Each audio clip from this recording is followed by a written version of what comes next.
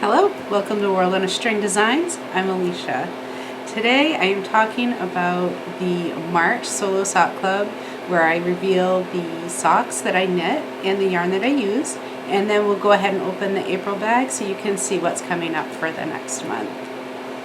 If you've tuned in before, you may already know that the March pattern was the Poet Socks by Sari Nordland, and the yarn was hand-painted yarn from Purple Fleece, and they're a shop that is no longer in business, but I still have them in stash, and they're wonderful. So it was a bamboo and merino mix, and I have finished those socks, and they're gorgeous, you guys. Look at that. Now, the pattern did call for a little bit longer cuff than I am used to doing, and usually I will ignore that and make them the size that I want. But on this pattern, just the lace pattern is so gorgeous, and I really wanted to capture all of that pattern as much as I could. So I actually did go ahead and do it. So the socks are a little long for my mannequin feet, and I'm afraid they weren't showing off the cuff very nicely. This is a tubular cast on, and so you get this really very professional looking cast on where an edging where it looks like it sort of wraps around, and it's just very elegant, and it pairs with the socks so well. So I just pulled it up so that you could see that gorgeous lace pattern. So oh my god, you guys, and I'm so smitten. And it turns out that Sari Nordland has many patterns with this particular lace pattern on it. So I'm gonna name off some of them because you may be interested. This is such a gorgeous pattern. We have the Poet Beanie, the Poet Scarf, the Poet Shawl, which is much larger, and I think the lace pattern goes up and down rather than side to side on the, as it does on the scarf. We have the Poet Tee, which is a t-shirt. We have the Poet Top, which is a tank top.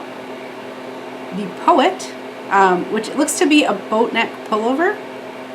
There's the Poetry pullover, mohair, regular and mohair edition. So I would guess that the difference on those is going to be that adding the mohair might change the gauge, and that might be why she's put it out in two different patterns, so you could just choose which one you want. And she also has the Poetria, which looks to be a raglan pullover, and then the pattern doesn't come down the sleeves, so the sleeves are unpatterned on that one, and the lace pattern is just in the center and not on the sleeves of the raglan increases. So I foresee myself going down the rabbit hole. This is just such a gorgeous lace pattern to work with, and oh my gosh, you guys, just look at that. It's so beautiful, and it was wonderful to knit. It was a really engaging pattern. I also particularly liked, I don't want to give away any of the design details, but the way she has it set up with her charts is actually very efficient, so I found it as a knitter very enjoyable and streamlined to knit. So like I said, I don't want to get into too many details because it's a paired pattern, but I just suffice it to say, I think if you decide to try these socks, I think you will really enjoy it, both the results and the actual knitting. So now that we've finished our March socks, we get to see what we have for April. So I have my bag here that my husband so graciously chose for me this morning. Alright, so this one's really fun.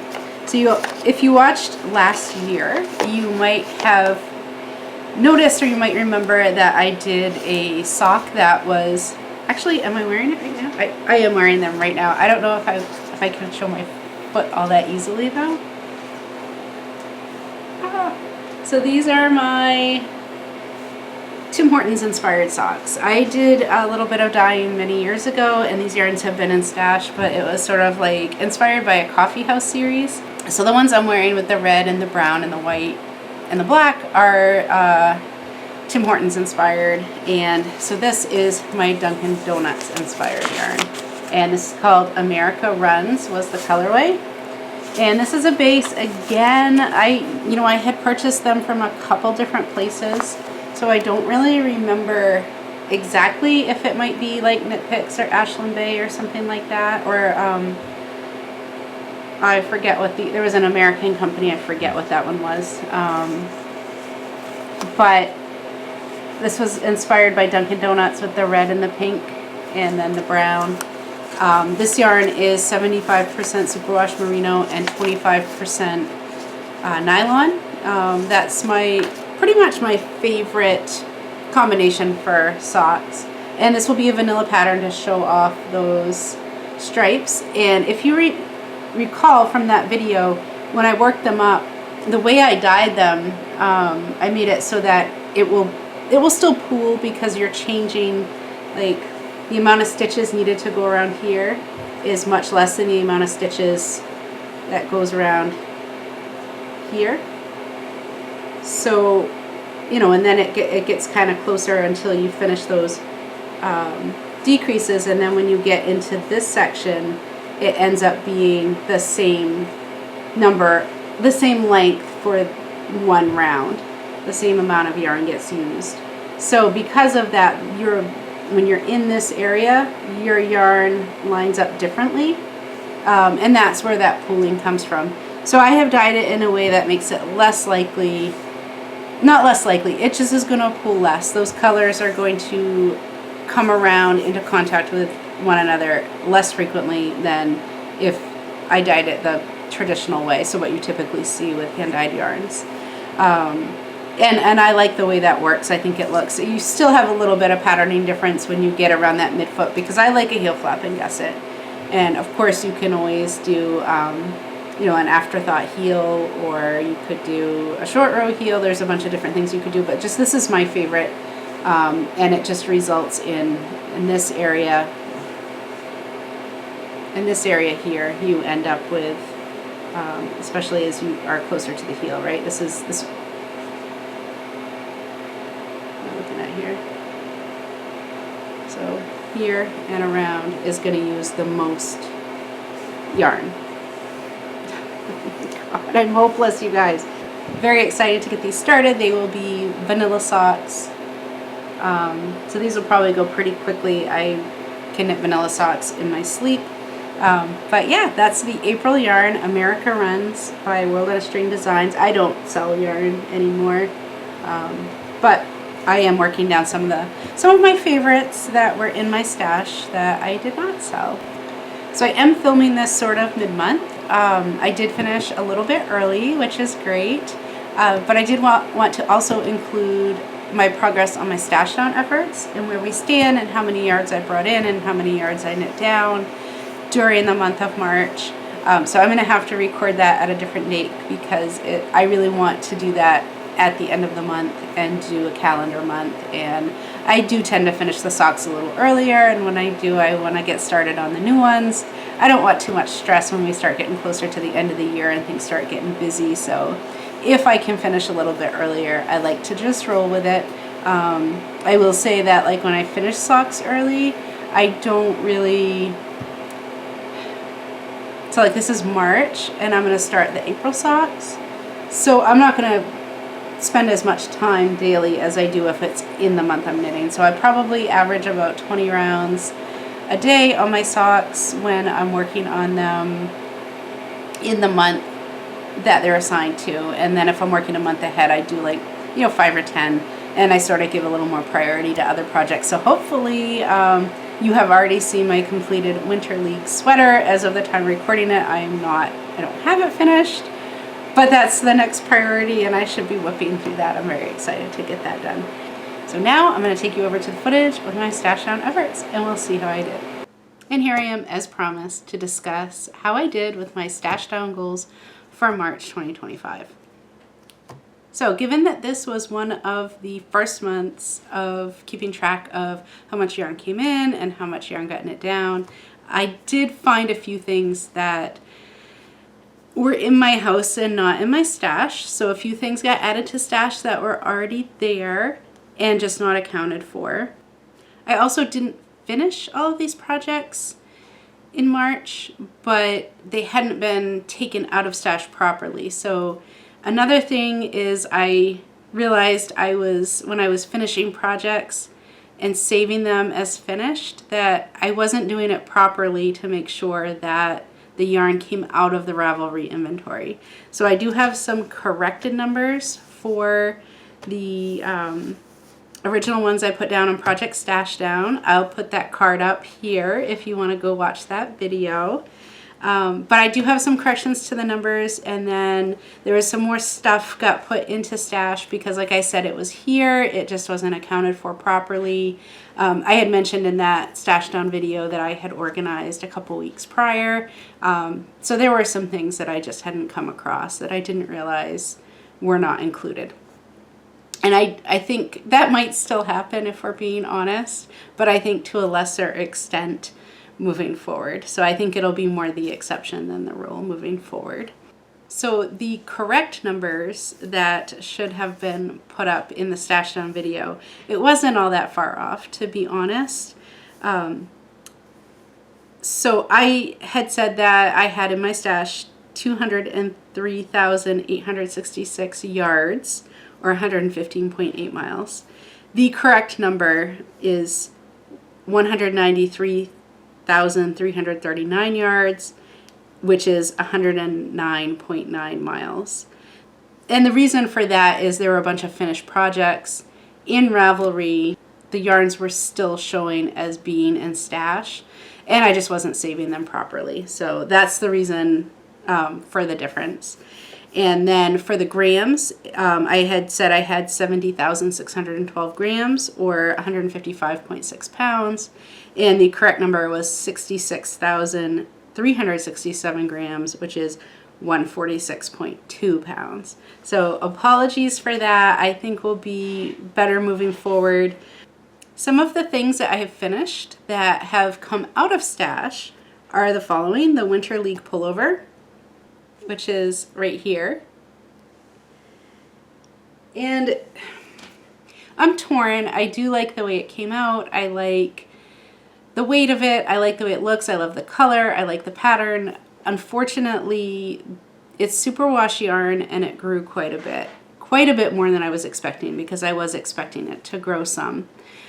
And the sweater is just too large for me, and I'll just, if I can, you can kind of see that, right? How low that armpit is. That's sort of the deal breaker for me. So if it was just a lot of ease, I'd be fine. But I mean, the armpit should be several inches higher. So I think what I might do is I probably will reknit it on a smaller needle size and a smaller size. And I'm not going to be in a rush to do that. I'm moving forward with my spring knitting, and this is something I can work on. I'm just going to unknit this one and reknit into a new sweater. So I'm not even going to like frog it. I'll frog it as I go. But yeah, I do really like it and I want it, but I'm not going to be able to wear it until next winter. So I'm going to focus on my spring and summer knitting now, or my spring knitting, which is for summer projects. And I'll get to that when I get to that. So I'm not terribly worried about it. But that one did come off the needles. My January glitter drop socks, the teenager socks I made for my teenager. The February socks, which were the Jekyll and Hyde socks. The treadmill socks, number 1. So that was the first treadmill socks. And the March Solo Sock Club socks, which were the Poet socks that you just saw earlier in this video. So that was a total of 2,878.6 yards, or 1.64 miles. And in grams, that's 1,120 grams, or 2.47 pounds. So I'm very pleased with that amount of knitting. I think that's great. Yeah, really happy with that. And then, like I said, I found, I think I did show it here, but I hadn't put it in stash, my one Lupin Sacco yarn. I found 6 skeins of Lion Brand woolies in the garage that had been gifted to me years ago, and they were in a tote and I forgot about them, and those are now safely tucked away with the rest of the stash. And then I did decide, as I got to thinking about it, I know I said treadmill yarn doesn't count, and I still believe that. However, it does need to go into the stash and be accounted for. Now, I've made a commitment that I'm going to keep buying this yarn and I'm going to keep knitting it down and I'm going to walk on the treadmill to do it. And so far that's going really great. But just to avoid chaos and having a bunch of things that aren't accounted for, I really need to be putting them into Ravelry for my own sanity's sake. However, if I put them in and then knit them up and they come down, you know, that brings it down, it should be in there like it doesn't count, right? They'll have about 100 grams going in, about 100 grams going out. So it should work out fine. Or 200 grams depending on if I do I have been doing the bliss box. And because I have no self-control, I have the 2 skein option. So, but I think I'm going to use them both, sort of like I did with my, this one was the minis. This was the treadmill number 2 socks. And this was Oakwood Knits. And this was the Ghibli Sock Club. I don't even know if I'm saying that right. Someone correct me if I'm not. I know somebody knows how it goes. And this is the Bus Stop is the name of the colorway. The main colorway. And I think May, I think is how you say it. M-E-I. M-E-I. But yeah, these came out great. I'm super excited with these. I have just the one done and then pretty close to being done with the second sock. So I'll probably finish these probably in the next 2 or 3 days. The bliss box I got was a chicken theme, which I was super excited about. If you didn't see that video, I will put a card up here for the unboxing. I did get that yarn caked up and ready to go, so as soon as I'm done with treadmill number 2 socks, we can get number 3 on the needles and get going. And if you recall from that video, I did want to make sure that I cast on before the next box arrives. So I think the ones I opened were the March box, and so then the April box will be coming soon. It looks like I'm going to make that goal, so I'm super pleased about that. Also on the acquisitions for March, I did put into stash. I did put in the 4 skeins of Madeline Tosh Merino Light that I purchased for my Hetafude cardigan. Also, I had shared that for my spring knitting plans. Again, I'll put the card up for that video. I was going to knit this kit. This is Palmer by Alicia Plummer. And when I finished the Winter League cardigan, which I cast off on the last day of winter, interestingly enough, I was super excited about that. And I went to cast on the next project, which was going to be the Palmer.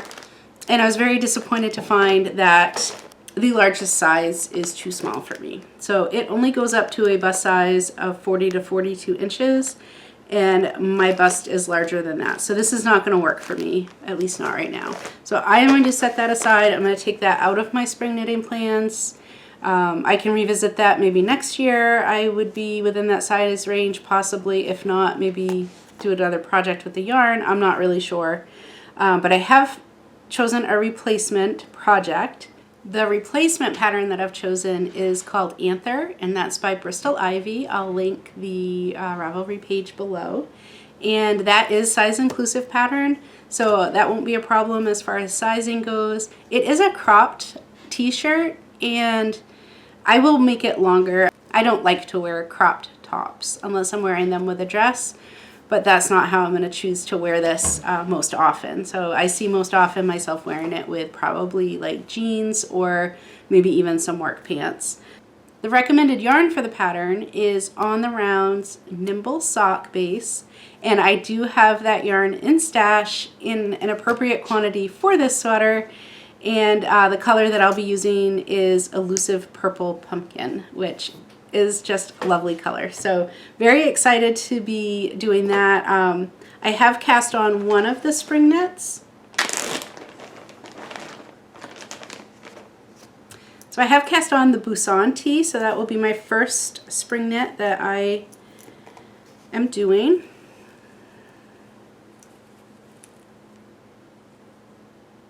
And it looks kind of wretched. I mean, it's not blocked. It's on these tiny needles.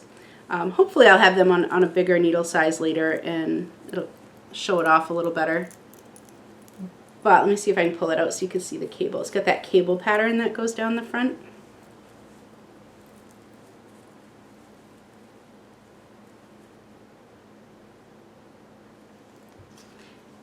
And the color is Coral Bells. This is Juniper Moon Farms Damask, and it's 100% linen. So that should make a nice summer t-shirt. I'll put that link down below as well, and I'll put a photo up so you can see what that tee looks like. So I did just reveal the sock yarn for the month of April, and I did also finish the March socks a little bit early. So I do have an update. This is America Runs, and this is a colorway that I dyed myself. And you can see, and I did this on purpose. I didn't want it to pool too much around the heel in the middle of the foot. And so you could kind of see like it sort of spirals around, and then the pink and the orange lines up and sort of makes these little mini stripes. It will still pool to some extent when the circumference of the sock gets bigger, but it just pulls differently. It doesn't flash, so you won't have big, there are big chunks, there will be big chunks of pink and orange, but it won't be just orange or just pink, if that makes sense. You'll see when I finish them. I'll show off how that works.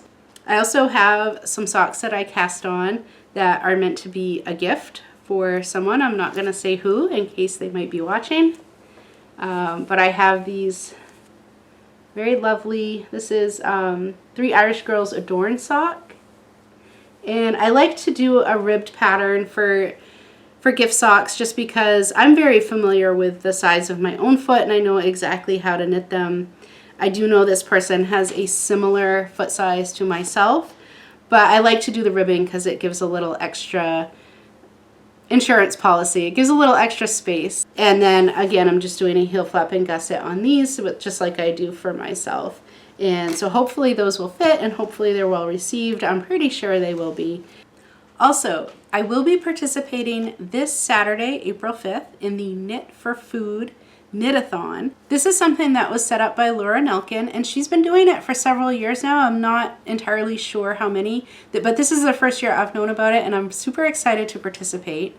And I will be participating, it's a knit-a-thon from 10 a.m. to 10 p.m. on Saturday, April 5th, 2025. I'm participating this year on Team Love and Stitches, and I will have my link below should you choose to make a donation. But some of the ways that you can help are you could make a donation, you could sign up to knit.